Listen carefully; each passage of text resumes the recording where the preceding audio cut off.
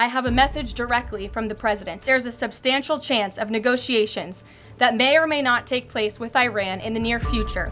I will make my decision whether or not to go within the next 2 weeks. He'll make a decision in the next 2 weeks. Is he saying that if Iran does not come back to the negotiating table within the next 2 weeks, that the president will strike? The president is saying that he will make a decision whether or not to go within the next 2 weeks. It's very clear and direct. What makes him think there's still a substantial chance, is my question. I'm not going to get into the reasoning and the rationale. The president believes that, but that's his position, and he will make a decision within the next 2 weeks.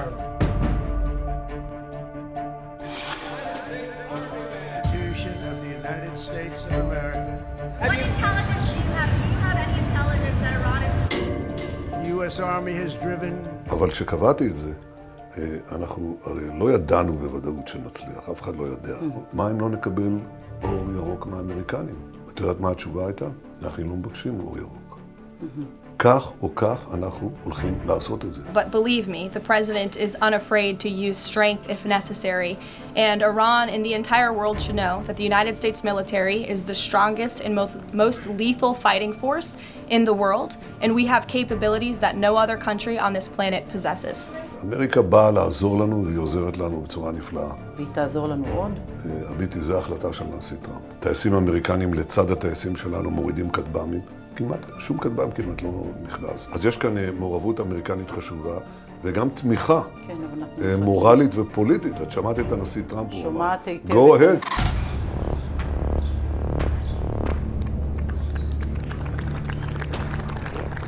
Some of your supporters are wary of the U.S. getting involved in another foreign war, and some believe that we should support. Do you ever ask a positive question?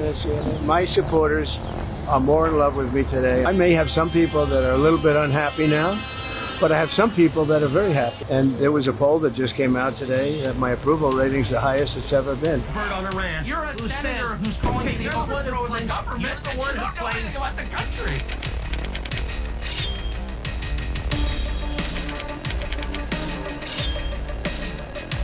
How many people live in Iran, by the way? I don't know the population. At all? No, I don't know the population. You don't know the population of the country you seek to topple? How many people live in Iran? 92 million. Okay. Yeah, how could you not know that? I don't sit around memorizing population tables. Well, it's kind of relevant because you're calling for the overthrow of the government. Well, why is it relevant whether it's, it's 90 million or 80 million or 100 million? Why is that relevant? Because if you don't know anything about the country... I didn't say I don't know anything about the country. What's the ethnic mix of Iran? Okay, it's not even... You don't know anything about Iran. So I am not the Tucker Carlson expert on Iran. You're a senator who's calling for the overthrow of the government. You're the one who claims about the country. No, you don't know anything about the country. You're the one who claims they're not trying to murder Donald Trump. You're the one who can't figure out if it was a good idea to kill General Soleimani, and you said it was bad. They're trying to murder Trump. Yes, I do. Because you're not calling for military strikes against them in retaliation. If you really believe that, we're carrying out military strikes today. You said Israel was right with our help. I said we. Israel is leading them, but we're supporting them. Well, you're breaking news here because the U.S. government last night denied that we were acting on Israel's behalf in any offensive capacity. No, we're not bombing them. Israel's bombing them. You just said we were.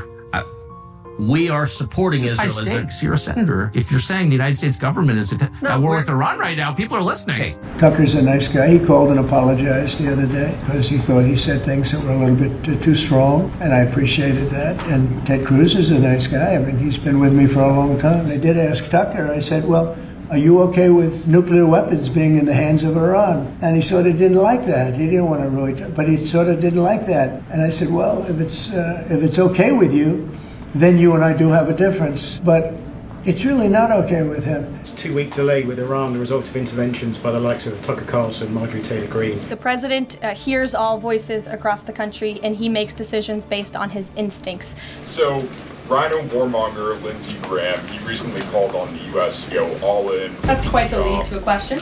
Right. What's your message to everyday Trump supporters who want to see non-U.S. involvement in this war? What's your message? Trust in President Trump. President Trump has incredible instincts, and President Trump kept America and the world safe in his first term as president in implementing a peace through strength foreign policy agenda. Do you have any intelligence that Iran is targeting? A lot of intelligence. That Iran is targeting any U.S. assets? President Trump has said previously in regard to Russia, he's used this phrase about 2 weeks several times in terms of like, we expect like a 2-week deadline and then you give another 2-week deadline. How can we be sure that he's going to stick to this one on making a decision on Iran? In those deadlines, as you've seen in respect to Russia, Ukraine, might I add, these are two very different, complicated global conflicts, as you know, that the president inherited from our previous incompetent president and the weakness of the previous administration. We have heard from a number of U.S. officials who say that Iran doesn't want to make a deal, that they are just stringing the United States along.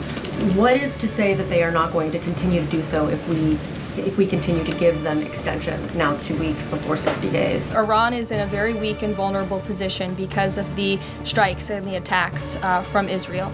Iran can and should make a deal. We sent a deal to them that was practical, that was realistic, or they will face grave consequences.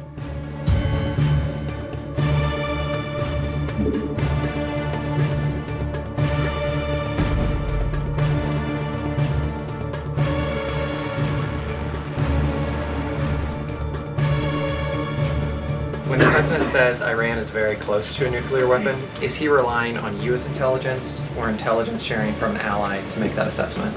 It is a fact, and the United States government maintains this fact, that Iran has never been closer to obtaining a nuclear weapon. Iran has all that it needs to achieve a nuclear weapon. All they need is a decision from the supreme leader to do that, and it would take a couple of weeks to complete the production of that weapon, which would of course pose an existential threat, not just to Israel, but to the United States and to the entire world. And that is something that the entire world, including countries like Russia, is in agreement with. בכוחנו לעשות את זה, אבל ההחלטה של הנשיא, אם הוא רוצה להצטרף או לא, שוב, זו החלטה שלו.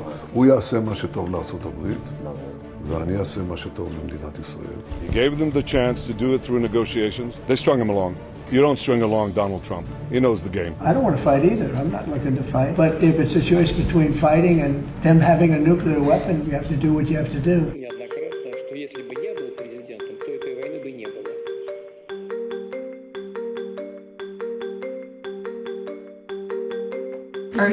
Do you have any reaction to Xi Jinping's offer of intervening in Iran diplomatically? And are you seeing any signs that China would get involved militarily to support Iran? I don't believe we're seeing any signs of that at this moment in time. As for Xi Jinping's offer, I will leave it to the president to respond to that himself. In North Korea, they launched some rockets into the ocean today. What does the White House make of that? Do you read any meaning into that timing of that launch? We are monitoring the situation. The Trump administration is in close contact with our new South Korean counterparts as we work together to deter our adversaries and preserve a free and open Indo-Pacific. And no matter where, our adversaries and our allies alike know that President Trump will not tolerate threats against our interests on his watch, even as he works to resolve the wars that he inherited.